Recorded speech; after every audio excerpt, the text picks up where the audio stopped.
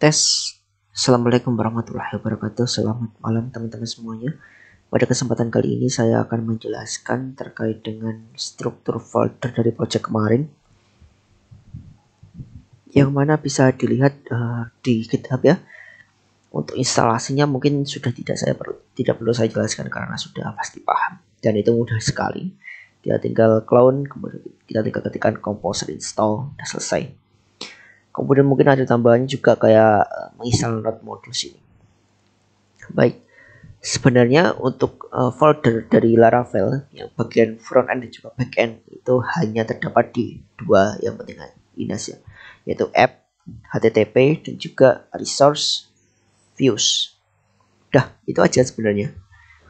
Saya jelaskan di bagian back end terlebih dahulu ya.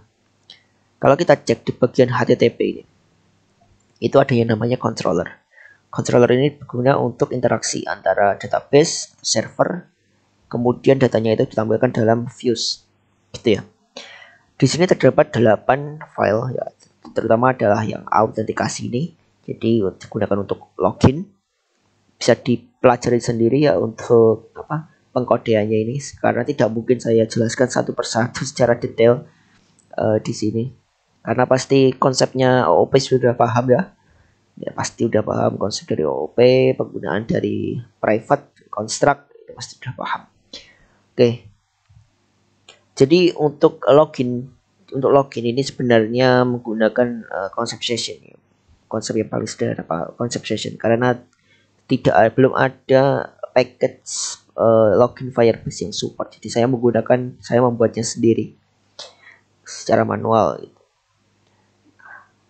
Ini pakai fungsi login store, kemudian logout. Logout ini melupakan sessionnya. Jadi setelah kita login maka data kita yaitu user ID dan juga username akan disimpan dalam sebuah session. Ketika kita logout maka session yang ada user ID dan juga username kita itu akan di logout, akan dilupakan atau dihapus gitu. Kemudian juga ada fungsi terkait dengan forgot password store. Jadi kalau kita misalkan lupa password, maka kita akan mengirimkan sebuah email yang dimasukkan dalam sistem, kemudian sistem akan mengeceknya apakah email itu terdaftar dalam sistem. Kalau tidak terdaftar maka kirimkan pesan email tidak terdaftar, dan kalau terdaftar maka kirimkan link resetnya. Link reset kemarin sudah saya kirimkan melalui email ya, jadi sudah selesai juga. Nah, kuncinya adalah ini, kita mengirimkan sebuah link reset itu pada email. Nah, bisa dicek emailnya di sini. Baris kode yang terpenting adalah di sini, mail to request email send email data. Kalau kita bongkar, ketika send email, diklik itu akan mengarahkan ke dalam sini. Kemudian kita cek juga di mail. Nah, ini akan mengarahkan ke dalam sini. Folder yang paling base dari ini sebuah package ya, sebuah kelas yang paling basic dari Laravel itu ya di sini ya, kita gunakan ini. Jadi kalau dalam OOP itu kan ada konsep yang namanya kelas abstrak yang bisa digunakan berulang kali gitu. Nah, kemudian itu yang reset email, kirim email, dan kemudian kita mereset password. Kita reset passwordnya itu ketika kita sudah mengklik sebuah email yang terkirimkan di inbox email kita. Nah, itu akan kita masukkan di sini. Kemudian ada controller barang keluar, barang masuk, dan laporan barang. Yang ini akan tidak saya jelaskan ketiga-tiganya. Saya akan jelaskan salah satunya aja biar cepat. Barang keluar. Dalam controller barang keluar ini, kita menggunakan sebuah construct, kemudian ada private variable di sini. Nah, ini juga ada fungsi count collection. Jadi kita bisa menghitung langsung berapa sih jumlah data yang ada di dalam sebuah collection. Misalkan data di dalam collection barang keluar itu berapa, itu bisa dihitung langsung melalui penggunaan dari count collection ini. Ini sudah saya buatkan, bisa lebih memudahkan ya. Kemudian kita masuk ke dalam indeks. Nah, indeks ini adalah fungsi pertama yang kali dieksekusi. Jadi kalau kita cek itu yang pertama kali dieksekusi ada construct, kemudian indeks. Nah, tapi construct ini tidak di-return-kan ya, tidak di-return atau tidak dikeluarkan, hanya sebuah fungsi yang memanggil private database misalnya. Nah, itu sebagai private database, private variable itu misalnya. Kalau di indeks ini kita akan mereturn sebuah views ya. Kalau kita cek, kalau kita klik di sini kan ada return view barang keluar indeks. Kita cek di bagian views. Oh ya, sekedar info. Jadi kalau di Laravel itu kan saya sudah jelaskan di awal kan tadi. Ada yang namanya backend dan juga front end. Front end itu terletak pada halaman resources, views dan juga barang keluar dan lain sebagainya ini. Oke. Nah, kita akan mengarahkan ke dalam sini. Jadi ketika kita klik return view barang keluar indeks ya, kita akan diarahkan ke sini. Gitu. Sama halnya seperti ketika kita store. Nah, store ini fungsi untuk kita memasukkan barang ke database. Kemudian show ini untuk detail. Nah, ini berfungsinya di API nantinya. Kemudian edit ini untuk bukan mengecek tapi lebih ke mengeluarkan data berdasarkan ID-nya, memilih data berdasarkan ID-nya. Nah, itu pakai edit maupun show itu sama aja, meskipun ya sebenarnya kalau di OOP itu berbeda. Show itu digunakan untuk hanya sebatas detail, kalau edit digunakan untuk update-nya. Nah, kalau update, nah ini digunakan untuk memperbarui data di database gitu. Kemudian terakhir adalah hapus CRUD. Oke, kemudian ada barang masuk, barang keluar, dan laporan barang itu sama saja. Saya jelaskan juga yang bagian base controller. Base controller ini sebenarnya bukan catatan saja, belum digunakan secara utuh. Karena nanti kalau saya gunakan ini malah terlalu rumit dan takutnya malah membuat bingung. Nah, sebenarnya juga ada plus minusnya ya. Kalau kita mengubah suatu hal di menggunakan base controller ini, ketika kita mengubahnya di base controller, maka di barang keluar, barang masuk, autentikasi, dokumentasi, dashboard, laporan barang itu akan terubah semua. Misalkan saya mengubah sebuah alamat di sini, nah itu pasti akan keubah semua di dalam laporan barang. Tapi itu membutuhkan resource yang rumit, pemahaman yang rumit, alur yang rumit. Jadi saya tidak menggunakan base controller ini secara keseluruhan untuk controllernya, dan ini hanya sebagai catatan saja biar mudah, atau sebagai note aja lah. Kemudian dashboard. Ya, dashboard ini ya digunakan untuk pada dashboard ya. Jadi dashboard menampilkan rangkuman atau rangkuman barang keluar berapa, barang masuk berapa, dan laporan barang berapa gitu. Kemudian dokumentasi ya sebatas dokumentasi API kemarin yang isinya itu kayak alamat API-nya. Jadi kalau barang masuk itu apa, barang keluar apa, cara hapusnya itu pakai apa. Nah, itu terdokumentasi semua di sini. Oke, saya rasa itu yang penting. Kemudian di user data. User data ini digunakan untuk edit data.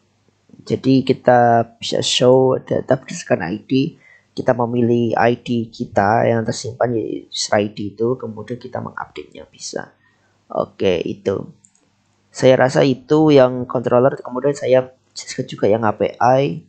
Nah, API ini singkatannya kan Application Programming Interface, yang mana digunakan untuk komunikasi sebagai jembatan komunikasi antara database dan juga front end secara tidak langsung gitu ya. Jadi lebih aman. Oke, yang terpenting adalah barang keluar dan juga barang masuk. Saya jelaskan yang barang masuk saja deh. Sama aja sebenarnya strukturnya. Barang masuk indeks. Nah, ini untuk mengget semua data di barang masuk, di database barang masuk. Kemudian kita bisa mengirim barang masuk di store ini. Kemudian show, kita memilih satu data berdasarkan ID. Kemudian mengeditnya, ini editnya kosong karena tidak perlu. Kemudian ada update, mengupdate database, dan juga menghapus datanya. Ini juga ada base API. Nah, ini sama aja ya. Ini nanti sebenarnya harusnya ada kayak return JSON-nya. Tapi ya itu tadi masalahnya, kalau masih belum terlalu kuat di OOP pasti bingung. Jadi tidak saya teruskan dan hanya sebagai catatan aja biar mudah. Jadi nanti ketika kita lupa itu kita bisa mengecek di bagian ini. Oke, itu ya. Kemudian juga ada yang namanya middleware. kemarin saya juga buat yang namanya out middleware ini. Out middleware itu adalah sebuah perizinan kita bisa mengakses suatu fitur itu memerlukan izin lah gitu intinya. Kemudian untuk views-nya itu terletak di dalam folder resources views ini ya. Nah, ini ada barang keluar, barang masuk, dashboard, barang dokumentasi API dan lain sebagainya. Saya rasa kalau yang front end ini tidak memerlukan sebuah logika yang banyak ya, karena ini hanya sebatas bootstrap yang pasti kita bisa lah memahami lebih cepat daripada yang backend tadi. Nah, mungkin ada beberapa hal yang perlu diperhatikan di sini. Jadi saya itu memisahkan antara masternya atau base dari layoutnya itu dalam layout master admin dan layout master out ya. Out ini untuk login, forget password, reset password, dan admin ini untuk 4 fitur tadi, yaitu barang keluar, masuk, laporan barang, dashboard, dan dokumentasi API terletak di sini semua. Di sini juga ada sidebar. Jadi sidebar itu kalau kita cek di bagian sebelah kiri itu, kiri SP admin itu kan ada warna biru yang nantinya ada menu-menu. Nah, itu namanya sidebar dan ini sudah saya pisahkan per menu. Jadi nanti ketika kita mau menambahkan menu baru itu tinggal copy paste, tambahkan, edit, udah selesai. Daripada saya harus memasukkan semua sidebar itu ke dalam sini, nah itu pasti membutuhkan waktu yang lama ketika maintain nanti. Jadi lebih mudah seperti ini. Oke. Kemudian ada folder email ya. Folder email adalah folder yang akan